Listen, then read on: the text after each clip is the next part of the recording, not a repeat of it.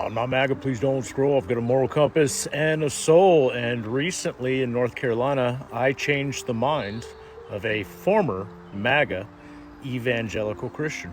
See, we all get separated into our respective echo chambers. And the problem with staying in those echo chambers, especially if you're on the MAGA side of things, is that you have no other information to compare and contrast it to.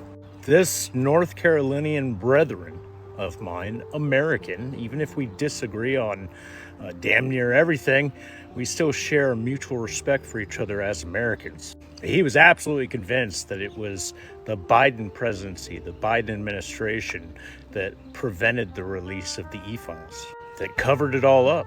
And to disarm and allow conversation to happen between this gentleman and myself, I didn't just outright attack Trump.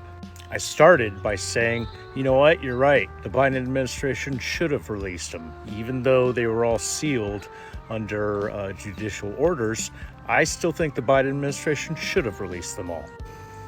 But it wasn't the Biden administration that had all the files first. It was Donald Trump. He was first arrested, incarcerated in Florida under the Donald Trump first-term presidential administration. And he didn't know that. That was like mind-blowing information. He immediately went to his phone and looked it up, and he was like, well, I'll be damned. And this allowed this conversation to progress into why hasn't a single person been prosecuted? Why is Donald Trump doing everything he possibly can today to prevent releasing of the 3 million other documents and unredacting perpetrators' names while this DOJ illegally releases unredacted victims? We actually had a really good, productive conversation. I wasn't trying to convert him to being a leftist or a liberal or a Dem. My focus was on facts and giving him an opportunity outside of his closed-in echo chambers that tells him not to look, not to believe what he sees with his own eyes in other spaces, to let him search the information right there while I was standing with him on his own device and his own search engine, DuckDuckGo, whatever. And I ended the conversation with being point blank stern on the fact of you can denounce Donald Trump without renouncing your self-proclaimed conservative values. And it was like a light bulb went off in his head.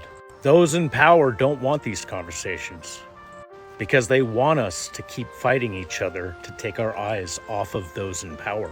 Now, it's Saturday, so I'm going to leave you with a little guilty pleasure of Letterkenny from season 4 of Donald Trump's first administration, 2017. Don't you remember when that plane had to land in the river in New York because Canada Goose flew into the engine? It's because Canada Goose is likely had intel there was a pedophile or two on board and took matters into their own hands. As they should. No innocent people here either. You think that's a fluke? Tell me that's a fluke. Go ahead and try and tell me that's a fluke. You try to tell me that's a fluke. The power of the people is stronger than the people in power. Stronger together, together stronger.